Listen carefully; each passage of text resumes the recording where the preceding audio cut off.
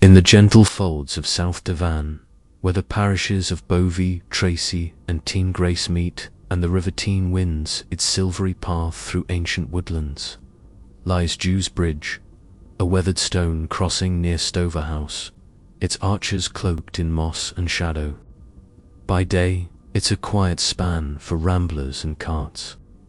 By night, it harbors a spectral legend that kept the servants of Stover House from crossing after dark. A tale of a Jewish peddler murdered on the bridge, his ghost haunting the boundary with a restless sorrow. This haunting, born of violence and whispered through centuries, lingers over Jew's Bridge, a mournful echo of a life cut short in the stillness of Devon's lanes.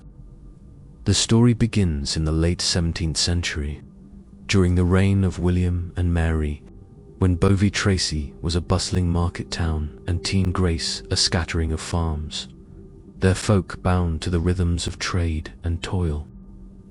In 1695, Isaac Levinsky, a Jewish peddler of 40 winters, travelled the lanes of South Devon, his sack brimming with trinkets and cloth from Bristol's docks.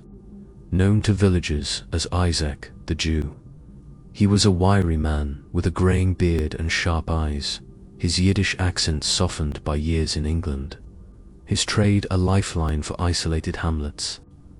Isaac often crossed Jew's Bridge, named, some said, for an older Jewish traveller lost to time on his route between markets, his footsteps a familiar echo on its stones, his wares a welcome sight at Stover House, the grand estate nearby where servants bartered for ribbons and pins. On a foggy November night, Isaac set out from Bovey Tracey, his sack slung over his shoulder, his lantern dim against the creeping mist as he headed toward Teen Grace. He'd sold well at market, a shilling's worth of lace and a silver thimble, and planned to rest at Stover House's stables before pressing on. As he crossed Jew's Bridge, the fog thickened, muffling the brook below. When shadows emerged, 3 men, labourers from a nearby farm, their faces hard with ale and greed. They'd watched Isaac's trade, their envy stoked by tales of Jewish wealth, and ambushed him on the bridge, their cudgels raised. Isaac fought, his cries swallowed by the mist, but a blow to his skull felled him, his blood staining the stones, his sack spilling into the brook as they rifled his pockets, fleeing with their loot into the night. The peddler's body lay undiscovered until dawn, when a shepherd found him. His lantern snuffed out beside him, the murderers vanished, their crime unpunished. Isaac buried in an unmarked grave beyond Teen Grace's churchyard, a stranger's end in a foreign land. Within months, whispers of a haunting stirred near Jew's Bridge, his eyes hollow with grief, standing on the bridge or pacing its edge, his presence a silent accusation before vanishing into the mist. Refused to cross after dark, their lanterns dimmed as they took longer paths. Fear of the Jewish peddlers, ghost a whispered, packed among them. The haunting took root, a spectral warning tied to the bridge where blood had spilled. In 1715, a maid from Stover House named Judith Bolt, fetching water from Teen Grace at dusk, saw the ghost on Jew's Bridge, his coat shimmering in the twilight, his beard catching the last light as he stood motionless, then faded into the fog, leaving Judith trembling as she recounted her tale at the servants' hall. Her picture, a servants whispered of Isaac Levinsky, murdered for his shillings, his spirit bound to the spot of his death, a mournful peddler haunting the parish boundary. Dared the bridge at midnight, his lantern casting frail light as the ghost appeared, its tattered coat swaying, its grey beard stark against the dark. Cornelius froze, his breath caught as Isaac's hollow eyes met his, then vanished after a moment, the air heavy with a scent of damp wool and sorrow.